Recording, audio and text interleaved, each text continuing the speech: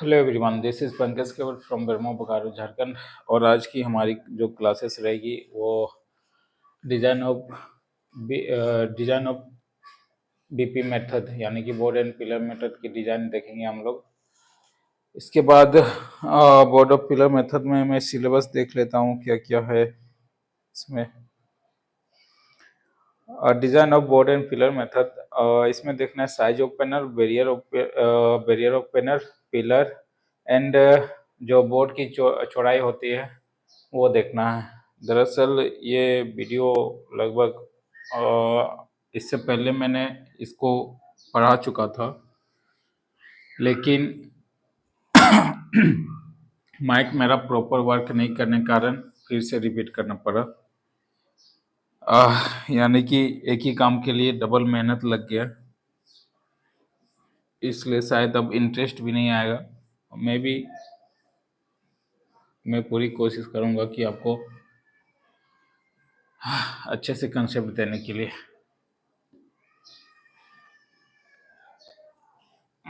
ऊपर से तबीयत हमारी भी खराब है, तो बोर्ड एंड पिलर मेथड में जो डिज़ाइन होती है बोर्ड एंड पिलर मेथड की, उसके बारे में हम लोग आज देखेंगे। पहला कि अगर जब हम पिलर की फॉर्मेशन करते हैं तो सबसे पहला पॉइंट आपको ये नोटिस करना होगा या फिर मद्देनज़र रखते हुए करना होगा कि जो हमारा पिलर है वो रेक्टेंगुलर शेप में आए, यानी कि ये रेक्टेंगुलर शेप होता है। कोशिश कीजिएगा कि जो पिलर है हमारा वो कभी भी स्क्वायर में ना रहे, ये इस टाइप में स्क्वायर में ना रहे। ओके, तो जो शेप होता है रेक्टेंगल का पिलर की हम लोग रखते हैं। रेक्टेंगुलर शेप रखने का मतलब ये होता है कि जो एरिया रहता है सपोर्ट का, एक मिनट में इंक को डाल लेता हूँ।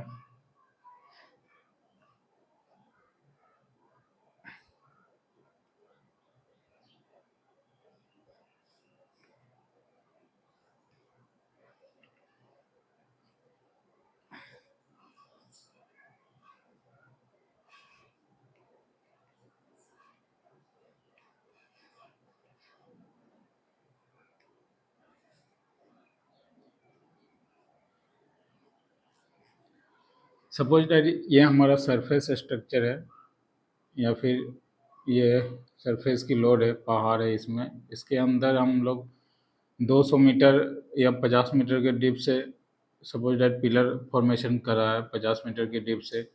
अगर ये मेरा पिलर का फॉर्मेशन एज ए स्क्वायर होता है तो आप देख सकते हैं कि इसकी जो लोड होगी वो कितने एरिया में लोड आएगी, ठीक। लेकिन यही शेप अगर हम रेक्टेंगुलर शेप में रखते हैं तो आप देखिए इसमें जो लोड पड़ेगी स्ट्रेंथ पिलर में वो मैक्सिमम ज़्यादा एरिया में लोड आएगा, जिसके वजह से जो पिलर की लोड स्ट्रेंथ कैपेसिटी बढ़ती है एंड जो लोड की कैपेसिटी के साथ साथ इसमें पिलर की और भी चीज़ों पे डिपेंड करती है, जैसे स्ट्राटा हो गया एंड लेयर ऑफ थिकनेस हो गया। तो ये सब भी देखते हुए हम लोग स्ट्रेंथ को बनाते हैं।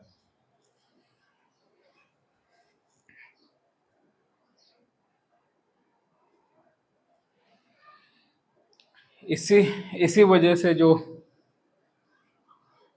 पिलर होता है हमारा रेक्टेंगुलर शेप में होता है। इन द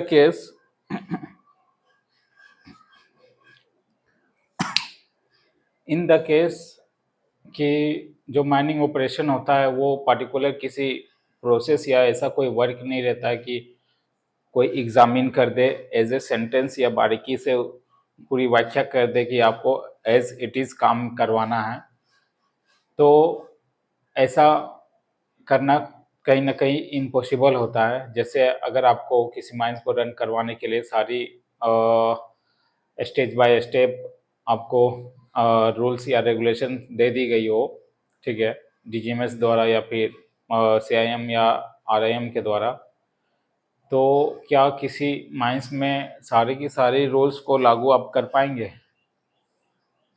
ये बात यहाँ मान लीजिए, फॉर एग्जांपल मैं देख के बता रहा हूँ कि अगर ये रेक्टेंगल करने के लिए आपको कहा गया है, इन द केस यहाँ पे अगर जूलॉजिकल डिस्टर्बेंस आ जाए या डाइक आ जाए या सिल आ जाए, पार्टीशन आ जाए, तो आप क्या रेक्टेंगल यहाँ बना पाएंगे? तो डेफिनेटली नहीं बना पाएंगे। तो ऐसे में आपको क्या करना है, जो आपको सहूलियत लगे, जिससे माल और जान की हानि ना हो, वैसे आप काम कर सकते हैं with permission of CIM and RIM. अगर यहाँ रेक्टेंगुलर नहीं बन सकता है तो आप तो ऐसे कर सकते हैं कि यहाँ दो दो पिलर, जितनी रेक्टेंगुलर एरिया है उतनी मैक्सिमम रखते हुए इसके जस्ट सामने में भी एक पिलर हम लोग फॉर्मेशन कर सकते हैं रेक्टेंगुलर में। ये ऐसा करने का पर्पस होता है कि मेरा एक्सीडेंट ना हो, प्लस जान हानि का कोई लॉस ना हो, और आप यहाँ मैक्सिमम ज़्यादा से ज़्यादा सपोर्ट लगा के रखिए, जो आपको सहूलियत हो आपकी माइंड से, बशर्ते किसी की जान और माल का हानि ना हो। आप माइंस को एक तरह का ऑपरेशन ही समझिए, और ऑपरेशन, कोई भी ऑपरेशन एक्सपीरियंस से सक्सेसफुल होता है, ना कि थ्योरी से या फिर थ्योरेटिकल पार्ट्स या थ्योरेटिकल सेंटेंस से। लेकिन फिर भी डीजीएमएस हमारा कानून है, तो उसे हम लोग फॉलो करते हुए जितना मैक्सिमम होगा उतनी फॉलो करते हैं।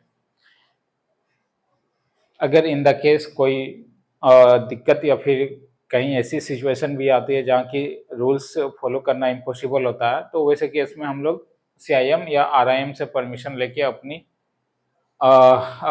वर्किंग स्टेप को बढ़ा सकते हैं, या फिर वर्किंग स्टेप को सेफ्टी के नज़र देखते हुए आप कार्य कर सकते हैं। ठीक है। फिर डिजाइन ऑफ बॉटम पिलर में ये रेक्टेंगुलर हो गया। दूसरा जो कहता है कि जो भी गैलरी है, गैलरी की साइज जो हाइट रहेगी, जो साइज रहेगी वो 3x4.8 मीटर होनी चाहिए। यानी कि अगर गैलरी की साइज ये 3 मीटर हाइट है तो एटलीस्ट मिनिमम 4.8 मीटर से इसकी ब्रीथ होगी, या फिर आप लेंथ लिख सकते हैं, लेंथ होगी। ठीक, यह पॉइंट। और रेगुलेशन 11 के अकॉर्डिंग भी, दूसरी पॉइंट, आप रेगुलेशन के 111 के अकॉर्डिंग भी पिलर की साइज जो होती है वो रखनी होती है। और इसमें अगर पॉइंट देखा जाए स्टेबिलिटी, आप स्टेबिलिटी जब भी आप फॉर्मेशन करें पिलर की, तो स्टेबिलिटी को मद्देनजर रखते हुए आपको फॉर्मेशन करना है। यानी कि कहीं भी इस तरह की लोड ज़्यादा ना पड़ जाए पिलर में कि वो कोलैप्स कर जाए, यानी कि कोलैप्स कर, इस पे लोड होके ये कोलैप्स कर जाए, यानी कि ये ब्लास्ट हो जाए या फिर टूट जाए। तो स्टेबिलिटी भी आपको देखना होता है during the formation of pillar. इसके बाद जो मेजर एलिमेंट होता है, मेजर एलिमेंट जो होता है design of board and pillar को, बोर्ड एंड पिलर की design of board and pillar की, ये मुख्यतः 3 बातों पर निर्भर होती है। पहला, size of panel, size of panel. फिर दूसरा, साइज ऑफ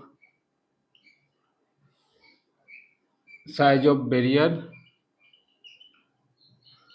एंड तीसरा साइज ऑफ पिलर। ठीक, साइज ऑफ पैनल आप समझ सकते हैं कि डेवलपमेंट में अगर ये आप डेवलपमेंट कर रहे हैं तो आपको पैनल बनाते हुए डेवलपमेंट का कार्य करना है। पैनल एट इज आप समझ सकते हैं कि ये बड़ी माइंस है, तो बड़ी माइंस को हमने अगर डेवलपमेंट कर चुका है तो कुछ समय के बाद यानी कि 12 या 18 महीने के बाद एक स्पॉन्टेनियस हीटिंग कोयले में स्वतः होने लगती है। तो पैनल हम लोग ऐसे बनाए कि इंक्यूबेशन पीरियड जो आता है पिलर की वो ना आए, और उसके स्पॉन्टेनियस हीटिंग के पहले या इंक्यूबेशन पीरियड आने के पहले ये सारे पैनल आप खा चुके होते हैं, यानी कि एक्सट्रैक्शन कर चुके होते हैं। इसलिए पैनल को बनाते हैं ताकि इंक्यूबेशन पीरियड ना आए, प्लस हम लोग लॉन्ग लाइफ दे सकते हैं माइंस को। सपोज दैट यहाँ पिलर डेवलपमेंट का स्टार्ट किया, ये मान लीजिए फर्स्ट मंथ है और माइंस हमारा 300 मीटर डीप में है, और ये लास्ट बैरियर यानी कि लास्ट स्टेज है, ये बाउंड्री लाइन है लास्ट, इसके बाद कोयला नहीं है। तो 300 मीटर डेप्थ करते करते फर्स्ट मंथ से बाउंड्री लाइन तक अप्रोक्स हमारा 2 से 3 साल भी लग सकता है, 3 से 5 साल भी लग सकता है, और 5 से 6 साल भी लग सकता है।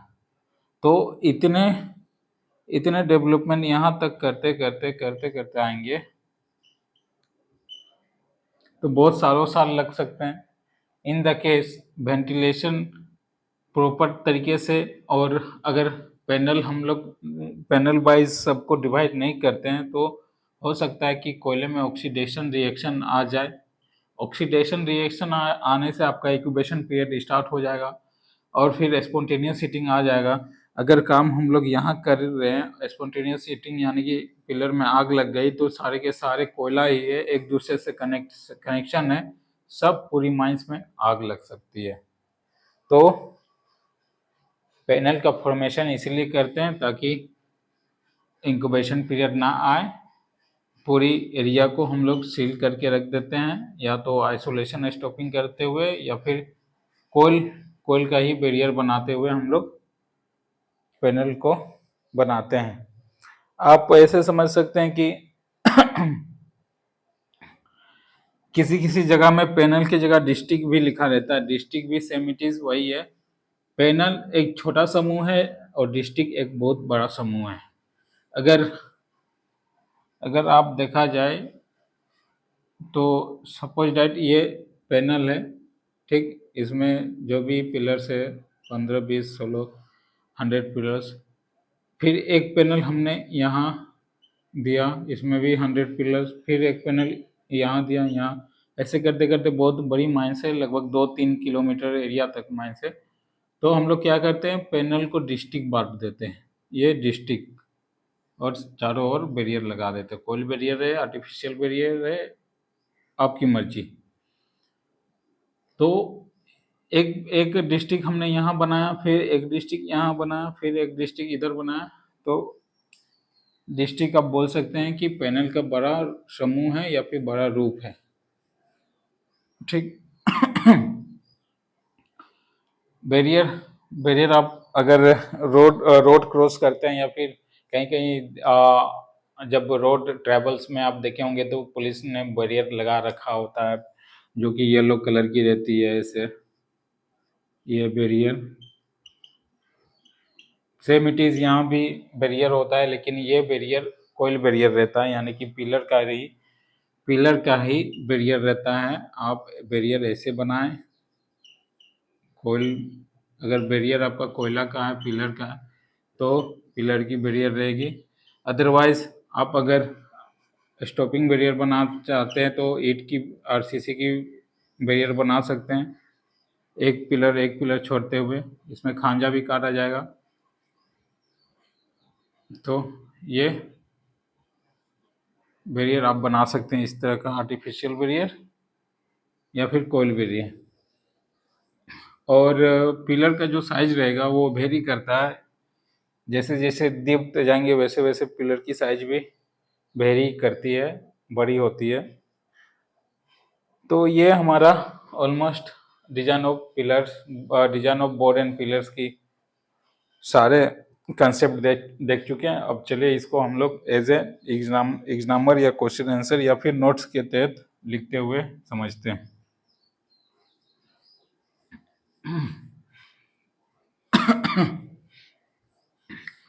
कोई भी क्वेश्चन आता है एग्जाम में, अगर सेम सेम चीज क्वेश्चन आ गया कि डिजाइन कीजिए board and pillar method of working की, तो पहले तो सबसे स्टार्टिंग में आप कंटेंट लिखेंगे कि board and pillar. Content means what, इसका इंट्रोडक्शन लिखेंगे, इंट्रोडक्शन ये क्या है, फिर इसकी जो पर्पस है वो लिखेंगे, फिर ये कहाँ सुटेबल होता है वो लिखेंगे, फिर क्या इफेक्ट एंड इफेक्टनेस होती है वो लिखेंगे, फायदा क्या है वो लिखेंगे, नुकसान, एडवांटेज, डिसएडवांटेज, सारी चीज लिखेंगे। तो पहले हम इसके बारे में इंट्रोडक्शन करेंगे, फिर जो मुख्यतः एलिमेंट होती हैं उस पर डिस्कशन करते हुए सिलेबस को देखेंगे।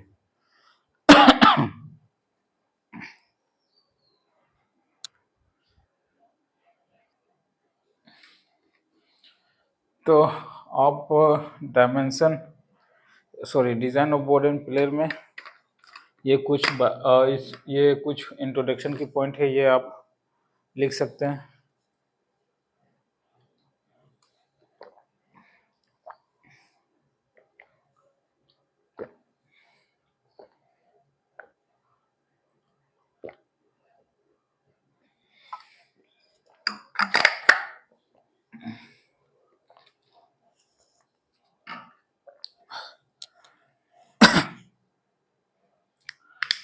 मैंने पहला पहला पॉइंट बताया था आपको, डिस्क्राइब किया था कि पिलर की जो ड्यूरिंग डीप फॉर्मेशन रहेगी, पिलर बनाते वक्त उसकी स्टेबिलिटी बहुत मेजर पार्ट रहती है। तो स्टेबिलिटी होनी चाहिए पिलर के फॉर्मेशन में। स्टेबिलिटी मीन्स स्थिरता, बोलिए इस स्थिरता मतलब स्टैंड अप रहना चाहिए, स्टैंड अप, ठीक।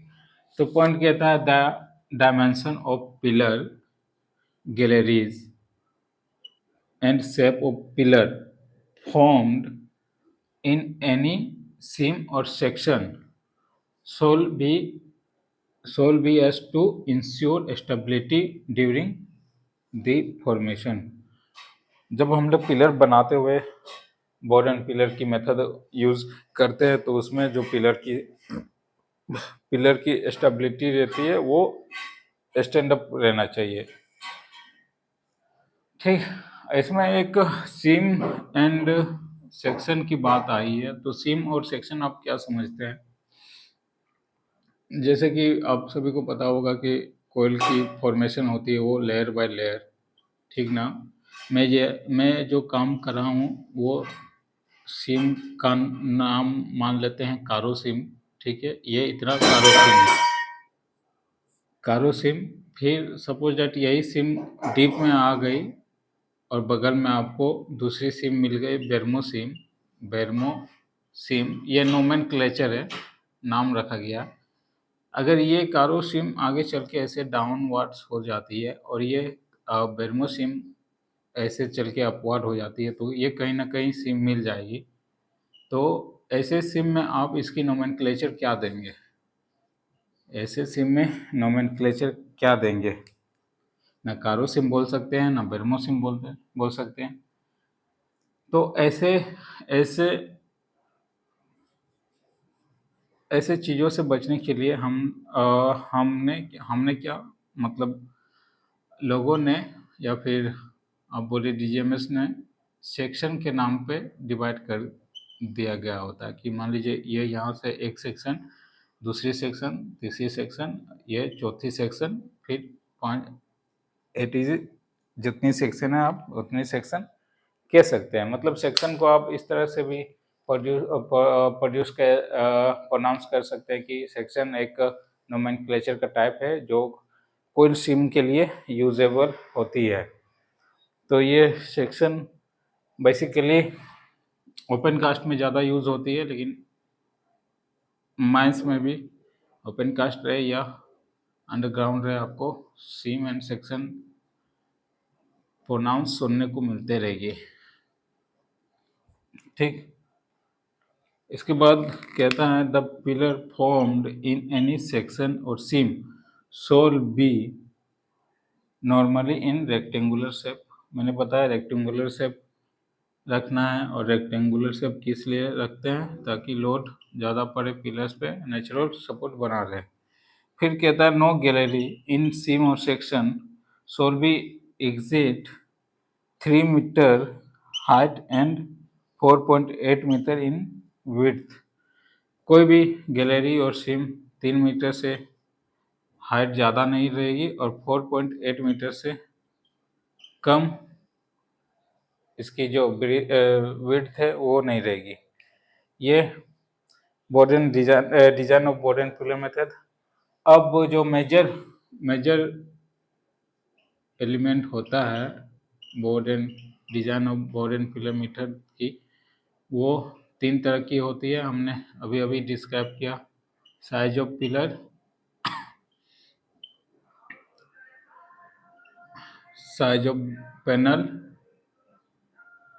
And size of barrier. तो चलिए अब चलते हैं size of pillar, size of panel, barrier एक एक करके देखते हैं।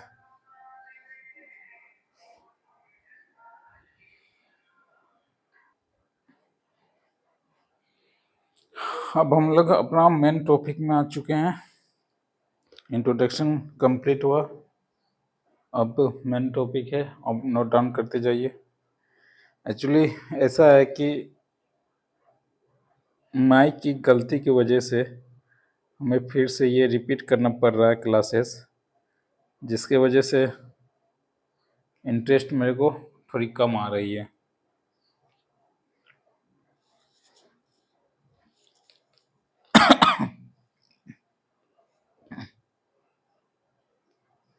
बट फिर भी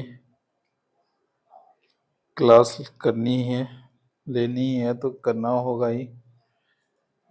ये पहला size of panel, size of barrier and size of pillar.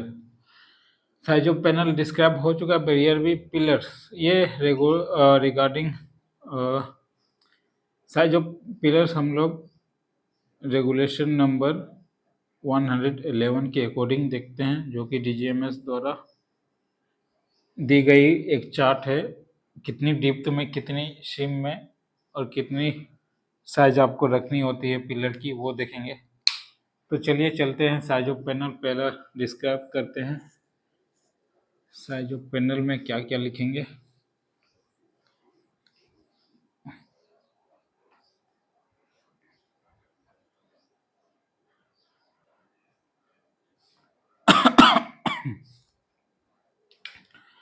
Size of pillars, पहला पॉइंट आएगा, the main consideration is deciding the size of panel is the incubation period of the core SIM. यानी कि size of panel, panel हम लोग किस लिए बनाते हैं, क्योंकि इंक्यूबेशन पीरियड ना आ जाए, स्पॉन्टेनियस हीटिंग कोयले में ना आ जाए, ताकि एक पूरी जो बाउंड्री लाइन होती है हमारा माइंस के डिप में, वहाँ तक वर्किंग किया जा सके एंड वहाँ से एक्सट्रैक्शन करते हुए हम लोग ऊपर आ सकें। तो पैनल, ये कुछ पॉइंट है, आप नोट डाउन कीजिए। उसके बाद सेकेंड पॉइंट कहता है the size is not fixed that the entire panel can be extracted with in the incubation period without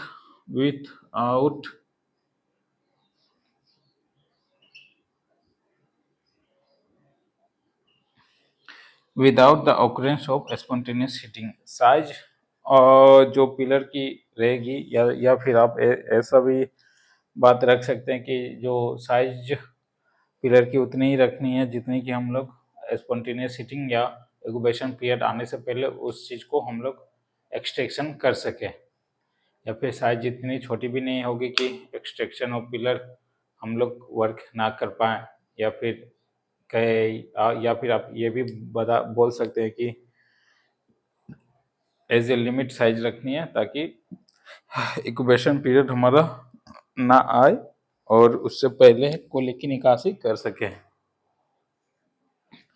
तो ये साइज ऑफ पैनल की बातें हैं। एक बात और इसमें आती है कि जो Indian spontaneous heating of coils जो रहती है, स्पॉन्टेनियस हीटिंग जो टाइम टेन्यूर रहता है इंडियन कोयल सिम की, वो 12 to 18 मंथ्स रहता है, डिपेंड ऑन सिम, और किसी किसी में 6 to 12 मंथ्स भी रहता है। इसके बीच में स्पॉन्टेनियस हीटिंग की जो इफेक्टिवनेस होती है, यानी कि स्टार्टिंग एज होती है, इसके बाद वाले समय में आपको देखने को मिल सकती है। ये सिर्फ इंडियन सिम की डाटा है। जो हमारी डाटा है वो हमारी डाटा मीन्स जो बोकारो कोलियरी की जो डाटा है वो 12 to 8 मंथ्स होती है, और कुछ डाटा जो 6 to 12 होती है वो अब झरिया कोयल फील्ड में आप देख सकते हैं। तो एक पॉइंट आप ये भी ऐड करके लिख सकते हैं, द स्पॉन्टेनियस हीटिंग या फिर the incubation period of the incubation period of coal seam is experience between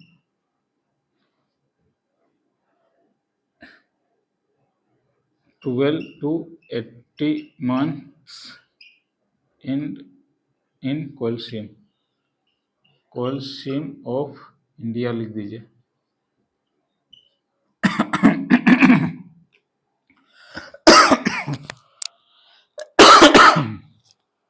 एक पॉइंट ये भी जोड़ सकते थे, incubation period of coal seam in experience 12 is experienced between 12 to 18 month in coal सीम।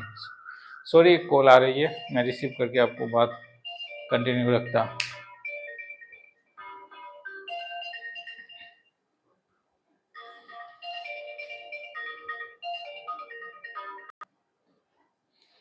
दूसरा point है साइज ऑफ बैरियर। ये हमारा सेकेंड पॉइंट है। साइज ऑफ बैरियर क्या कहता है? The width of barrier depends of the load which has to be carry its strength. जो width of load रहेगी वो एटलीस्ट इतनी रहेगी कि पिलर उसको सह सके, या क्षमता रहनी चाहिए पिलर में सहने की। ठीक, उसके बाद सेकेंड पॉइंट कहता है जैसे greater depth of working width is more. जैसे जैसे हम लोग डीप में, और जैसे जैसे डीप ज़्यादा होते जाएगी, इसकी चौड़ाई भी बैरियर की बढ़ते जाएगी। थर्ड पॉइंट कहता है in depth mines the width of barrier में becomes quite large up to 45 meters, and so during the extraction they are thinned down consistent with safety। मतलब ये पॉइंट कहता है कि जब भी हम लोग डीप डीप की ओर बढ़ेंगे, वहाँ जो बैरियर होगी वो ऐसी ऐसी लेंथ में छोड़ी जाएगी कि हम लोग एक्सट्रैक्शन कर सके, कोयल की एक्सट्रैक्शन इजीली कर सकें विथ रिगार्डिंग टू सेफ्टी। मतलब सपोज डैट ये हमारा बैरियर है इतनी, और ये हमारा पिलर है, तो बैरियर इतनी कम साइज की नहीं होगी कि यहाँ से मशीन हमने चलाया है, ये एक्सट्रैक्शन करते करते पिलर की इतनी आए और ये धंस गई बैरियर। तो बैरियर की जो साइज होगी वो मिनिमम 45 मीटर्स होगी, और ये 45 मीटर्स रखने के कारण ये बताया गया है कि एक्सट्रैक्शन हम लोग इजीली कर सके regarding the safety of purpose को देखते हुए। तो ये सारी पॉइंट्स आप नोट डाउन कर सकते हैं। फिर हम लोग साइज ऑफ पिलर देखेंगे रेगुलेशन 111 के अकॉर्डिंग, वो आज नहीं कल देखेंगे। आज वैसे भी बहुत ज़्यादा डिस्टर्ब है, तो मैंने थोड़ी जल्दबाजी में भी क्लास लिया और कम एक्सप्लेन करके आपको बताया है। तो नेक्स्ट क्लास में मैं अच्छे से डील करूँगा। आज की क्लास थोड़ी माइक की इशू रह गई थी, इसी कारण क्लास रिकॉर्डिंग हुई, लेकिन जो वॉइस हुई वो वॉइस की रिकॉर्डिंग नहीं कर पाई थी। चलिए आज के लिए इतना काफ़ी। Thank you.